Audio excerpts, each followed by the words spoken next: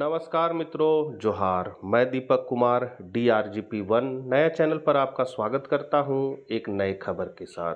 मित्रों, झारखंड में शिक्षकों का जो वार्षिक वेतन वृद्धि होता है, बहुत सारे शिक्षकों का जुलाई माह में होता है और बहुत सारे शिक्षकों का जनवरी माह में होता है। लेकिन अभी 27/1/2025 ये आप लेटर देख सकते हैं। 27/1/2025 पंकज कुमार सिंह जो है सरकार के संयुक्त सचिव, इनके द्वारा जो निकाला गया है लेटर, इसमें कहा गया है कि हिंदी टिप्पणी प्रारूपण परीक्षा उत्तीर्ण, ये परीक्षा उत्तीर्ण करने के बाद ही वार्षिक वेतन वृद्धि देय होगा, अन्यथा DDO पर कार्रवाई हो सकती है। तो ये लेटर निकाला गया है। तो बहुत सारे शिक्षक संगठन जाके वित्त विभाग में मुलाकात किए और वहाँ पर से ये पता चला कि शिक्षकों को परीक्षा नहीं देनी है। बाकी ये क्लर्क किरानी जो होते हैं उनको तो देना है, लिपिक को देना है, लेकिन शिक्षकों को नहीं देना है।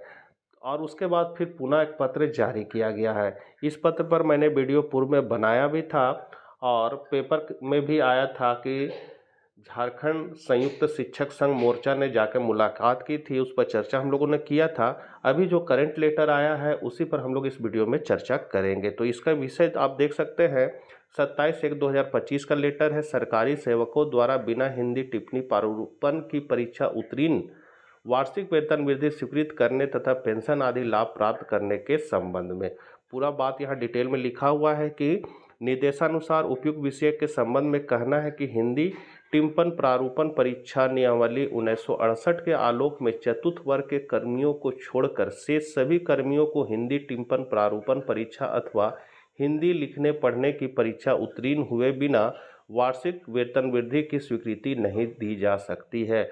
बस यहीं पर ये बात लिखा हुआ है कि केवल चतुर्वर्गीय कर्मियों को छोड़ देना है, बाकी सभी कर्मियों को, यहाँ पर साफ लिखा हुआ है शेष सभी कर्मियों को। शेष सभी कर्मी में सभी आ जाते हैं, तो इसी में कन्फ्यूजन हो गया है कि सभी कर्मी में शिक्षक भी है, तो क्या उनको वार्षिक वेतन वृद्धि की स्वीकृति नहीं मिलेगी बिना परीक्षा पास किए हुए। फिर आगे कहा गया है, यदि उक्त परीक्षा उत्तीर्ण हुए बिना वार्षिक वेतन वृद्धि की स्वीकृति दी जाती है तो उसे अनियमित माना जाना चाहिए। ऐसा सभी अपर मुख्य सचिव, प्रधान सचिव, प्रमंडलीय आयुक्त, विभागाध्यक्ष, उपायुक्त सभी को ये पत्र जारी करके कहा गया है कि ये अनियमित माना जाएगा यदि परीक्षा पास किए हुए बिना वार्षिक वेतन वृद्धि की जाती है। तो यदि किसी मामले में वेतन वृद्धि स्वीकृत कर ली गई है तथा सेवानिवृत्त सेवा काल में मृत्यु के पश्चात या ज्ञात हो कि दी गई वेतनावृद्धि अनियमित थी, तो ऐसी स्थिति में पेंशन की गणना के लिए भूल सुधार करते हुए वेतन का पूर्ण निर्धारण इस प्रकार किया जाए जैसे बिना वेतन वृद्धि स्वीकृत हुए वेतन अनुमान्य होता। करने मतलब है कि अगर गलती से हो भी गया है तो उसको फिर इस तरह से आगे वेतन वृद्धि या सेवानिवृत्त का गणना करना है कि जो उसका वेतन वृद्धि नहीं हुआ है वहीं से उसका फिक्सेशन करना है। तो ये चिट्ठी पर हम लोग चर्चा कर चुके थे। इसमें आगे कहा गया है कि सभी कार्यालय प्रधान अपने अधीनस्थ कर्मियों की सेवा पुस्तिका की जांच कर सेवा पुस्तिका में यह प्रमाण पत्र अंकित कर देंगे कि सेवा पुस्तिका की जांच की गई है तथा स्वीकृत वेतन वृद्धि एवं निर्धारित वेतन नियमों एवं सरकारी निर्णयों के आलोक में है। भविष्य में यदि इस प्रकार की अनियमितता प्रकाश में आती है तो इसके लिए संबंधित कार्यालय प्रधान तथा वेतन निर्धारण को सत्यापित करने वाले लेखा पदाधिकारी दोषी माने जाएंगे। मतलब यहाँ TO भी दोषी माने जाएंगे यदि वो इसको पारित करते। तो अनियमित रूप से नियम के विरुद्ध वेतनावृद्धि की स्वीकृति वेतन निर्धारण में जितनी अधिक राशि का भुगतान होता है उसकी वसूली कार्यालय प्रधान स्वीकृति देने वाले पदाधिकारी से की जाएगी तथा गलत रूप से स्वीकृत वेतन वृद्धियों वेतन निर्धारण को सत्यापित करने वाले लेखा पदाधिकारी के विरुद्ध कठोर अनुशासन कार्रवाई की जाएगी। ऐसा पत्र 27/1/2025 का ये लेटर निकाला हुआ है, आप देख सकते हैं। अब इसके बाद फिर पुनः शिक्षक संगठनों ने जाकर वित्त विभाग से जब मिले तो फिर एक पत्र जारी किया गया है जिसमें आप देख सकते हैं प्रेषक जो है कपिल देव पंडित है, थोड़ा बड़ा कर देते हैं, सरकार के अवर सचिव हैं। इन्होंने ये पत्र जारी करके विषय जो है, ये जो लेटर निकाला गया है ये 29/5/2025 का है। वो 25 को निकाला गया, ये 29 तारीख को निकाला गया, मतलब उसी माह में 5वां महीना में ही 25 को लेटर निकाल गया पहला और 29 को फिर दूसरा लेटर निकाला गया।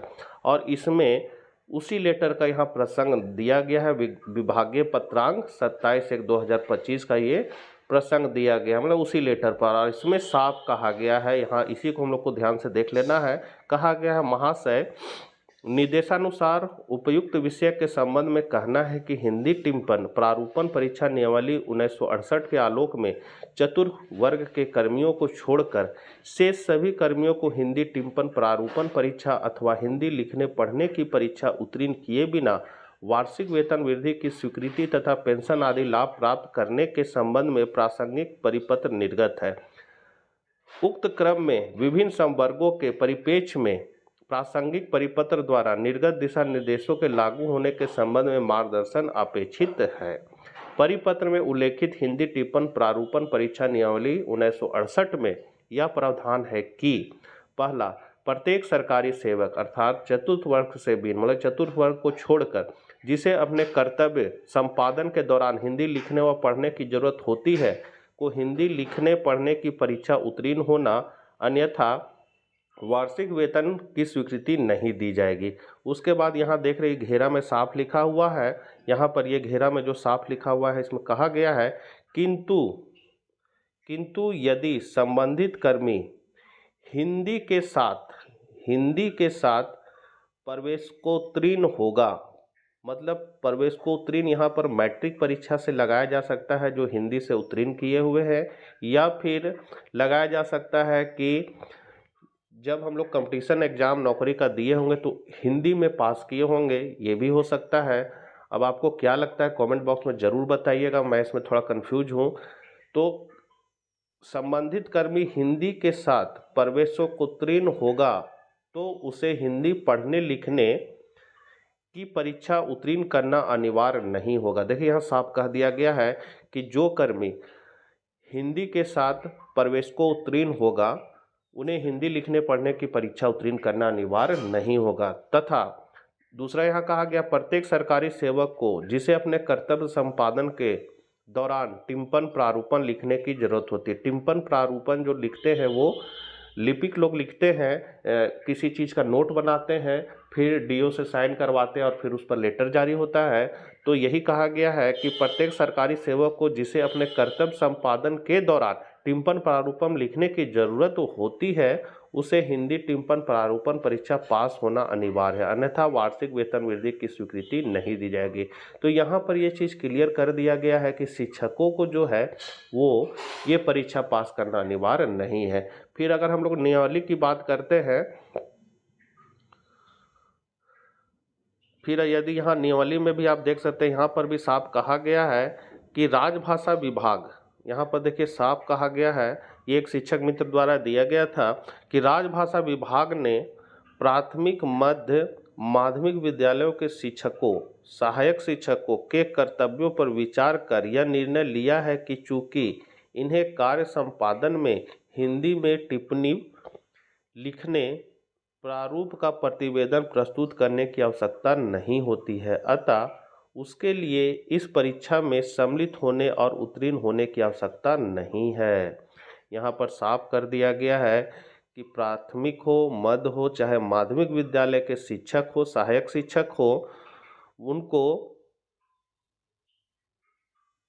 उनको क्या है कि परीक्षा में उत्तीर्ण होने की आवश्यकता नहीं है। ये चीज़ यहाँ क्लियर कर दिया, उत्तीर्ण होने की आवश्यकता नहीं है, किंतु उनकी प्रोन्नति प्रभारी प्रधानाध्यापक या प्रधानाध्यापिका के पद पर होने पर यदि उनके लिए टिप्पणी लिखने प्रारूपण या प्रतिवेदन करने की आवश्यकता होगी तो उनके लिए इस स्थिति इस परीक्षा में उत्तीर्ण होना आवश्यक हो जाएगा। कहने मतलब है कि अगर प्रभारी प्रधानाध्यापक है या फिर प्रधानाध्यापक है तो उनको ये परीक्षा में पास करना जरूरी हो जाएगा। बाकी सहायक शिक्षकों को यह परीक्षा में पास करना उत्तीर्ण नहीं है।